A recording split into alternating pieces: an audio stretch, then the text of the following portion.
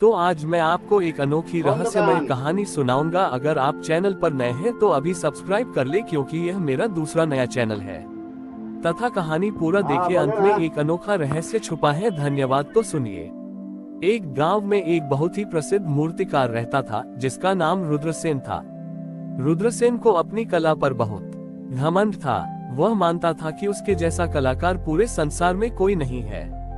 हर वर्ष दुर्गा पूजा के लिए वह सबसे सुंदर और महंगी मूर्तियां और कलश बनाता था।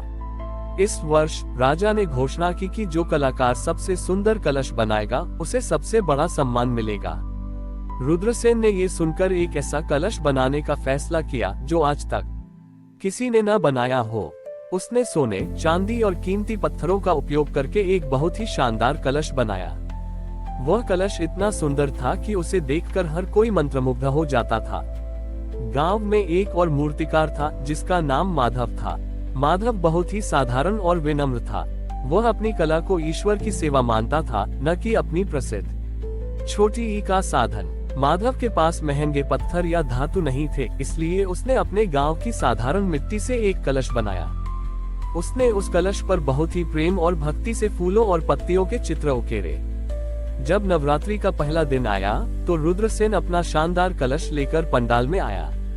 लोग उसके कलश की तारीफ कर रहे थे और उसकी कला की प्रशंसा कर रहे थे। तभी माधव अपना मिट्टी का कलश लेकर आया। लोगों ने जब माधव के साधारण कलश को देखा तो वे उस पर हंसने लगे। रुद्रसेन ने माधव से मजाक उड़ाते हुए कहा, माधव, क्या तुम इस मिट्टी के घड़े से मेरी कला को हराने की सोच रहे हो? तुम्हारी कला में कोई जान नहीं है। माधव ने विनम्रता से कहा, रुद्रसेन जी, मेरी कला में भले ही जान न हो, लेकिन मेरी भक्ति में जरूर जान है। नवमी की रात जब सभी कलश पंडाल में स्थापित थे तो राजा ने घोषणा की, जिस कलश में माता दुर्गा का वास होगा उससे एक दिव्य प्रकाश निकलेगा। सभी लोग रुद्रसेन के सोने के कलश की ओर देख रहे थे, लेकिन कुछ नहीं हुआ। तभी अचानक पंडाल में एक जोरदार भूकंप आया। रुद्रसेन का सोने का कलश हिलने लगा और उस पर लगे कीमती पत्थर टूटकर बिखर गए। लेकिन माधव का मिट्टी का कलश वहीं पर शांत और स्थिर था। भूकंप के कारण जो दीपक बुझ गए थे, वे माधव के कलश से निकले एक छोटे से प्रकाश से फिर से जल उठे। उसी क्षण माता दुर्गा प्रकट हुई। उन्होंने कहा, रुद्रसेन, तुम्हारा कलश तुम्हारे घमंड और धन से बना था, इसलिए वह टूट गया। लेकिन माधव, तुम्हारा कलश विनम्रता, प्रेम और भक्ति से बना था, इसलिए वह शांत और स्थिर रहा। माता ने आगे कहा, एक कलश की असली कीमत उसमें लगे सोने से नहीं, बल्कि उसमें छिपे विश्वास और विनम्रता से होती है। उस दिन से रुद्रसेन का घमंड चूर चूर हो गया। उसने अपनी गलती मानी और माधव के चरणों में गिर गया। और उस गांव के लोगों ने ये सीख लिया कि सच्ची भक्ति धन और घमंड से नहीं, बल्कि विनम्रता और प्रेम से प्राप्त होती है। रुद्रसेन के घमंड का अंत होने के बाद वह एक बदल हुआ इंसान बन गया। उसने अपनी सारी दौलत गरीबों में बांट दी और माधव का शिष्य बन गया। दोनों ने मिलकर गांव में एक नई परंपरा शुरू की। अगले साल जब दुर्गा पूजा का समय आया तो रुद्रसेन और माधव ने घोषणा की कि इस बार वे कोई नया कलश नहीं बनाए। आगे रुद्रसेन ने कहा, हम इस बार उस कलश का उपयोग करेंगे जो पिछली बार भूकंप में टूट गया था। हम उसके टुकड़ों को इकट्ठा करेंगे और उन्हें अपनी गलतियों और सीख का प्रतीक मानेंगे। माधव ने समझाया, जब कोई चीज टूटती है तो वह खत्म नहीं होती, बल्कि उसे जोड़ने से एक नया और मजबूत रिश्ता बनता है। पूरे गांव के लोग उस पंडाल में इकट्ठा हुए जहां रुद्रसेन का टूटा हुआ कलश पड़ा था। रुद्रसेन ने खुद उस कलश के टुकड़े उठाए। हर टुकड़े को उठाते समय उसे अपनी एक गलती याद आ रही थी। एक टुकड़े ने उसे अपने घमंड की याद दिलाई, तो दूसरे ने अपनी बेईमानी की। उसने हर टुकड़े को अपनी आंखों के आंसू से धोया और उसे एक कपड़े में बांध दिया।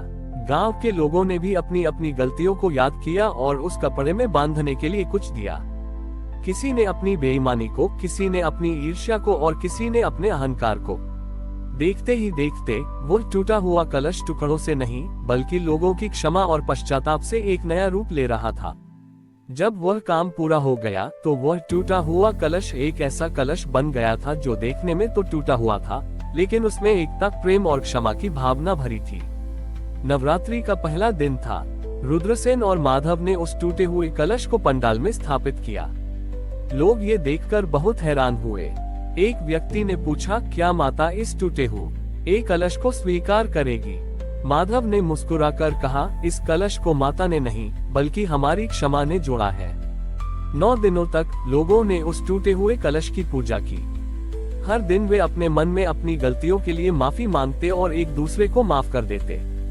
नवमी की रात जब पूजा पूरी हुई तो उस टूटे हुए कलश से एक दिव्य प्रकाश निकला। वह प्रकाश इतना तेज था कि वह पूरे गांव में फैल गया। उस प्रकाश में माता दुर्गा प्रकट हुई, लेकिन उनका स्वरूप टूटा हुआ था, बिल्कुल उस कलश की तरह। माता ने कहा, तुम सब ने मुझे सबसे ज्यादा प्रसन्न किया है। तुमने ये सिद्ध कर दिया है कि जीवन में टूटना कोई बुरी बात नहीं है। जब हम टूटते हैं और फिर एक दूसरे को जोड़ते हैं तो हम पहले से ज्यादा मजबूत हो जाते हैं। ये कलश केवल टूटा हुआ नहीं है, ये क्षमा, प्रेम और एकता का प्रतीक है। उस दिन से गांव के लोग ये सीख गए कि सच्ची भक्ति दिखावे में नहीं बल्कि टूटे हुए रिश्तों को जोड़ने में है। टूटे हुए कलश ने गांव के लोगों को एक नई सोच दी थी। उन्होंने ये समझ लिया था कि टूटे हुए रिश्तों को जोड़ना ही सच्ची पूजा है। लेकिन उनकी सबसे बड़ी परीक्षा अभी बाकी थी। अगले साल गांव पर एक बड़ी मुसीबत आ गई। राज्य के एक पड़ोसी गांव से एक बहुत ही अहंकारी और क्रूर राजा ने हमला कर दिया। राजा को समृद्धि की बजाय गांव की एकता से ईर्ष्या थी। उसने कहा, मैं इस गांव को खत्म कर दूंगा, इनकी एकता को तोड़ दूंगा। गांव के लोग डर गए। उनके पास कोई हथियार नहीं था जिससे वे लड़ सकें। वे माधव और रुद्रसेन के पास गए और उनसे पूछा, हम अब क्या करें? हम किससे लड़ें? रुद्रसेन ने कहा, हमारा हथियार हमारी एकता और प्रेम है। माधव ने समझाया, हम इस बार कोई नया कलश नहीं बनाएंगे। हम उस टूटे हुए कलश को लेकर युद्ध के मैदान में जाएंगे। गांव के लोग हैरान थे। वे डर के मारे कांप रहे थे, लेकिन उन्होंने माधव और रुद्रसेन पर विश्वास किया। वे उस टूटे हुए कलश को लेकर युद्ध के मैदान में गए। जब दुश्मन राजा ने उन्हें देखा तो वह हंसने लगा। उसने कहा, क्या तुम लोग इस टूटे हुए कलश से मेरा सामना करोगे? उद्धरण चिन्ह। माधव ने कहा, महाराज, ये कलश टूटा हुआ जरूर है, लेकिन ये हमारी एकता, प्रेम और क्षमा का प्रतीक है। आप इसे तोड़ नहीं सकते। दुश्मन राजा ने अपने सैनिकों को आदेश दिया, इन पर हमला करो। जैसे ही सैनिक आगे बढ़े, माधव और रुद्रसेन ने उस टूटे हुए कलश को उठा लिया। उन्होंने उस कलश पर एक साथ अपनी आंखें बंद कर ध्यान लगाया और एक दूसरे की क्षमा मांगी। उस क्षण कलश से एक दिव्य प्रकाश निकला। वह प्रकाश इतना तेज था कि दुश्मन के सैनिक उस पर हमला नहीं कर पाए। उस प्रकाश में माता दुर्गा प्रकट हुई, लेकिन इस बार उनका स्वरूप बहुत ही शांत और सौम्य था। माता ने कहा, तुम सब ने मुझे अपनी एकता से प्रसन्न किया है। तुम्हारी बड़ी ही सबसे बड़ी शक्ति तुम्हारे पास ही थी, जिसे तुम देख नहीं पा रहे थे। माता ने आगे कहा, एक टूटे हुए कलश में भी इतनी शक्ति हो सकती है जब उसमें प्रेम और क्षमा का वास हो। दुश्मन राजा ने ये देखकर अपनी तलवार गिरा दी। वह समझ गया कि वह इन लोगों से लड़ नहीं सकता। उसने अपनी गलती मानी और गांव के लोगों से माफी मांगी। उस दिन से वह गांव हमेशा के लिए प्रेम ग्राम के नाम से जाना जाने लगा, जहां लोग ये जानते थे कि असली शक्ति तलवार में नहीं बल्कि प्रेम और एकता में होती है।